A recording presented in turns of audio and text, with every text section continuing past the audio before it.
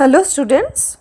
So now after discussing linear algebra for quantum computation and Dirac-Bra and Kate notation and their properties, the next topic that is mentioned in your syllabus is Hilbert space and Bloch sphere.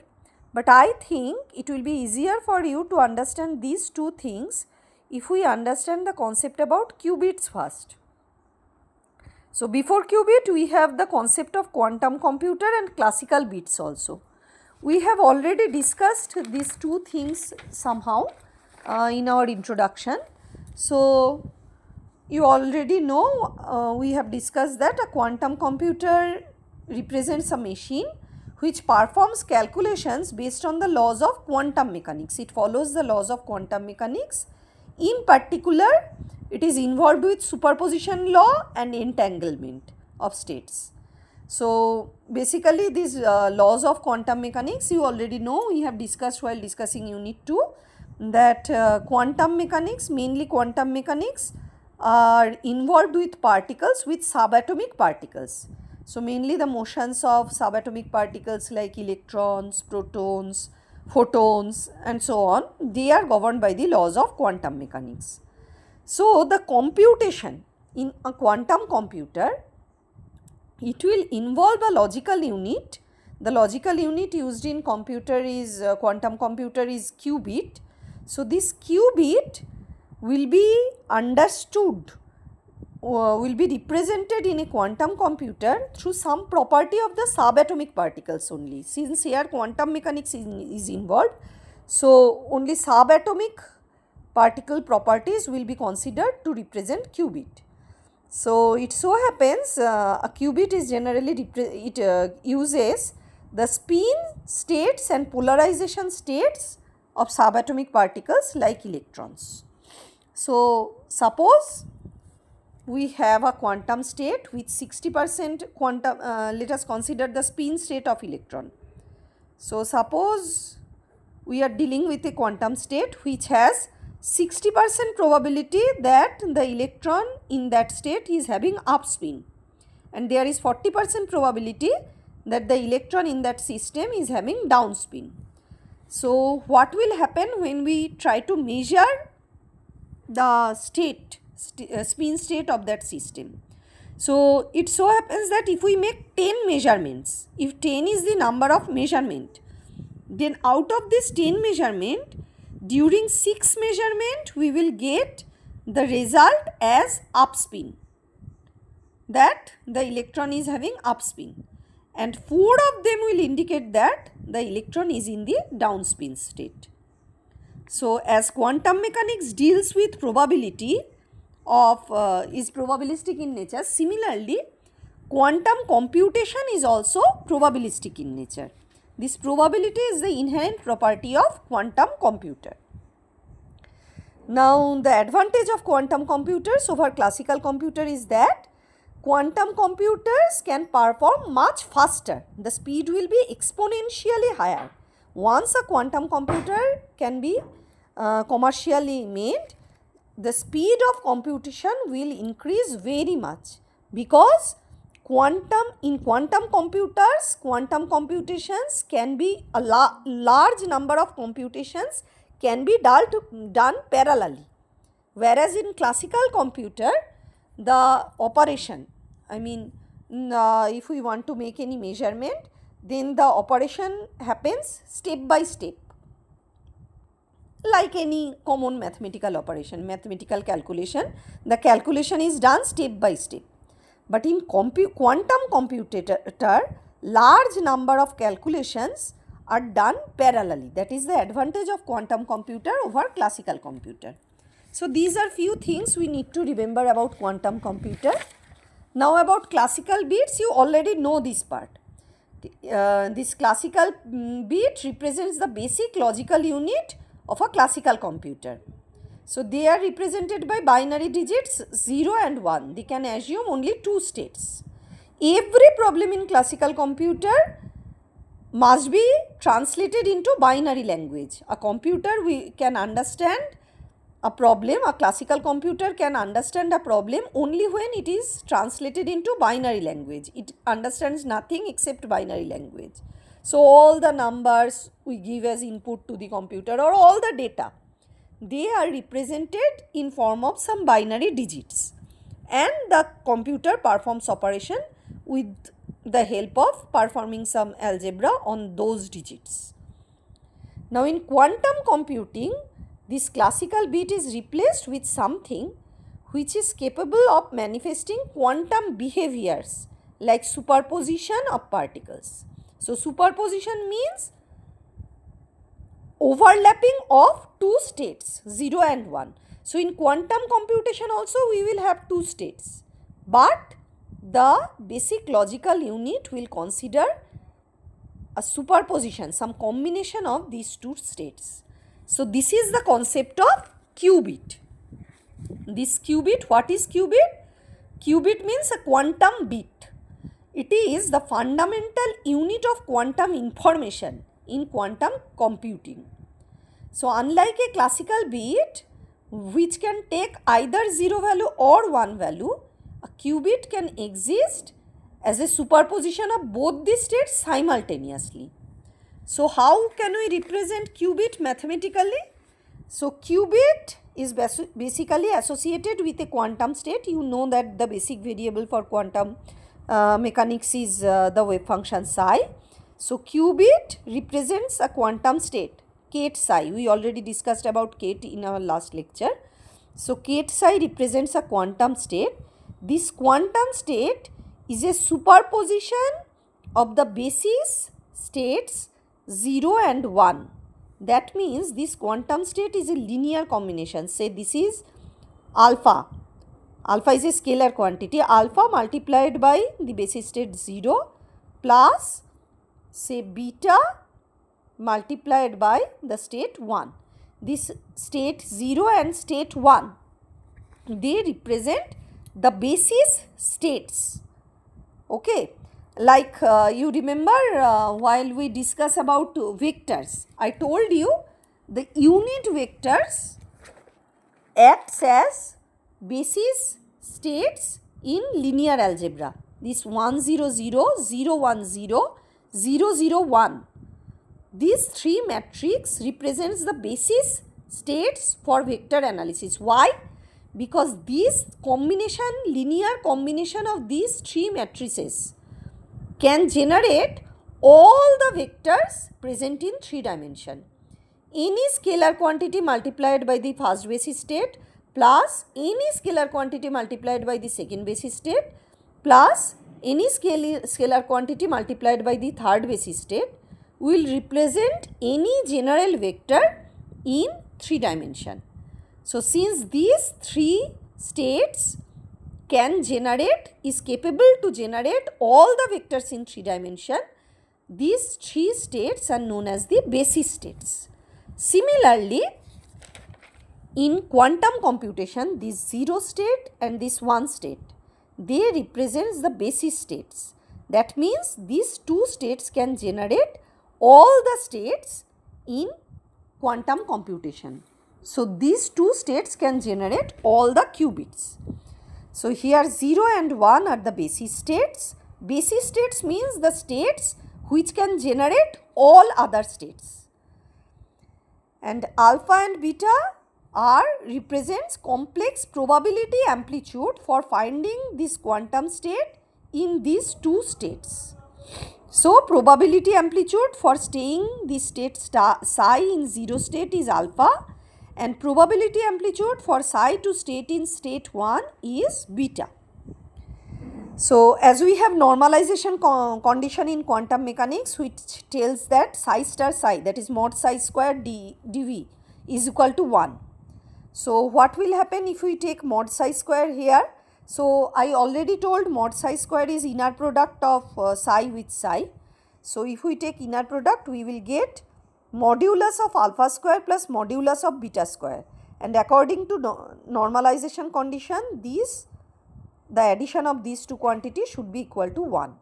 So this ensures that the total probability of finding a quantum system in the state psi is equal to 1, just like normalization condition in quantum mechanics. The total probability of finding a quantum system is in state psi is 1. Here also the same thing is represented by this equation in terms of alpha and beta. Now about the property of qubit. So a qubit, as already told, can encode more information than a classical bit, because classical bit can take only 2 values, whereas qubit can take infinite number of values. It exists in a combination of states. So it can take much more information than a classical bit. Now when we go to measure a qubit, that means when we want to make some measurement on a quantum system, we will get some result, but that result will be probabilistic in nature, but each time it will give a particular result only. So measuring a qubit collapses the qubit into either 0 or 1 with probabilities mod alpha square and mod beta square respectively. Remember, the probability is related with mod psi square, not psi.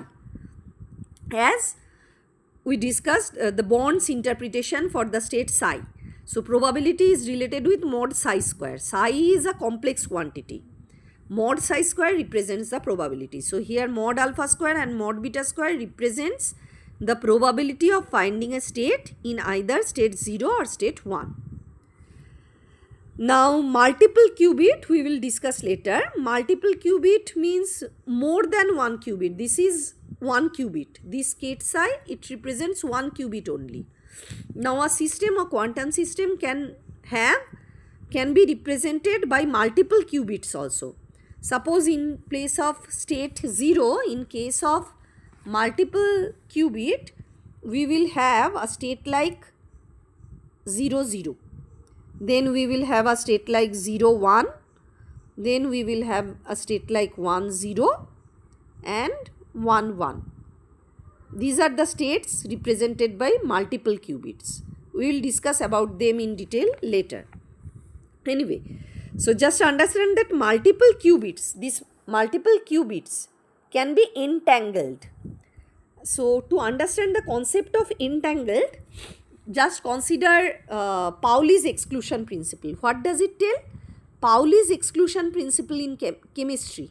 If you remember, Pauli's exclusion principle tells that no two electrons in a quantum state can have all the same quantum numbers, because that means two electrons, if two electrons stay in a particular box, one of them will have up spin, another will have down spin.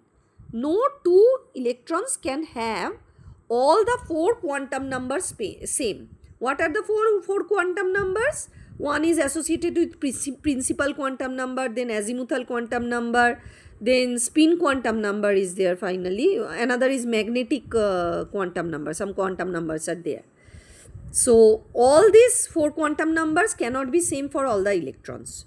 So two electrons, if two electrons are having all these principal quantum number, so 2 electrons are staying in 3a state.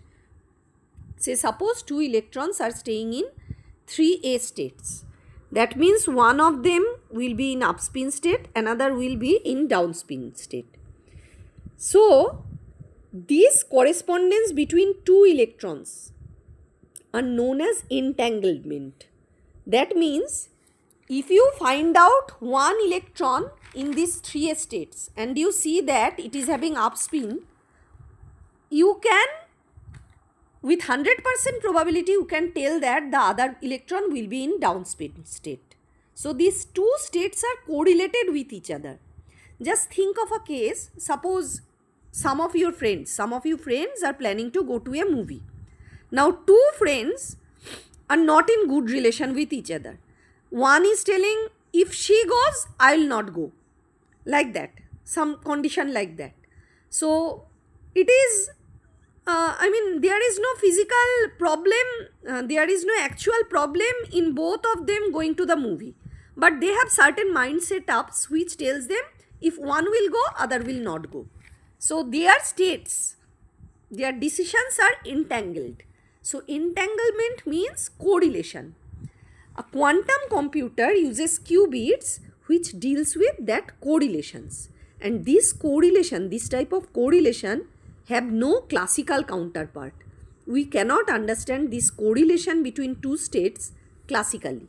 Because classically, if one number can take values 1, 2, 3, 4, anything, the other number can also take. There is no interrelation or correlation between them. Correlation thing is a property of quantum mechanics only. Now, qubits, these qubit states can be represented by Bloch sphere that we will discuss in detail later. Now, let us come to these properties of qubit. So, remember we discussed some properties of Bra and Ket notation and linear algebra. For these qubits also same properties we will write now. We have.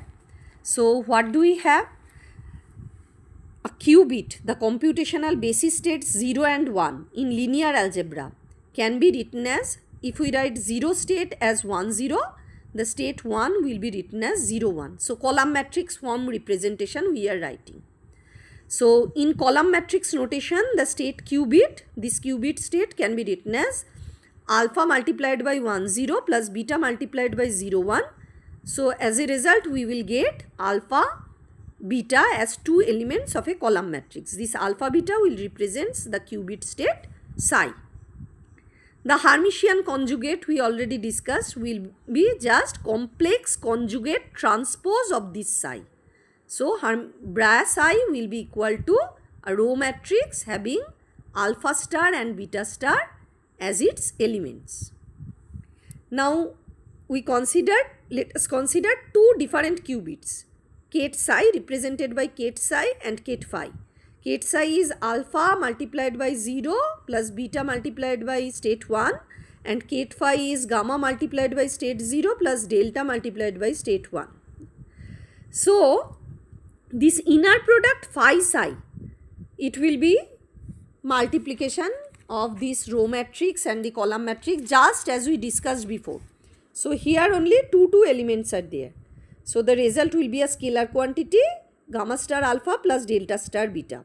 One thing I did not mention earlier, I should have mentioned, now I am telling, this inner product, this scalar quantity actually, it represents the probability amplitude of finding ket psi in the state ket phi. I told you that inner product corresponds to scalar product of two vectors, which represents projection of one vector along the direction of the other. The same thing here. The inner product between two quantum states represents the probability of finding one state into another state. That means somehow it is related with the projection thing here also. But the projector, there is some projection operator corresponding to qubits. So, how the projection operator is formed? The outer product ket psi multiplied by Bra phi, it represents a matrix.